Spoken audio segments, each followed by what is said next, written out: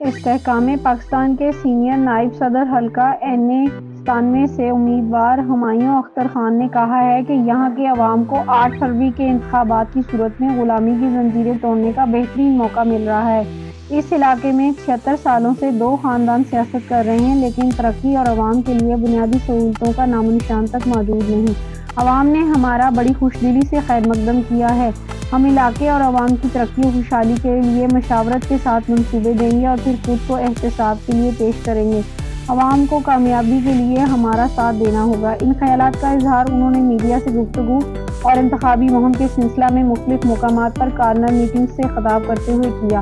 ہمایوں اختر نے کہا کہ میں واضح اعلان کر چکا ہوں کہ میری آئندہ کی سیاست اس حلقے کے لیے ہے۔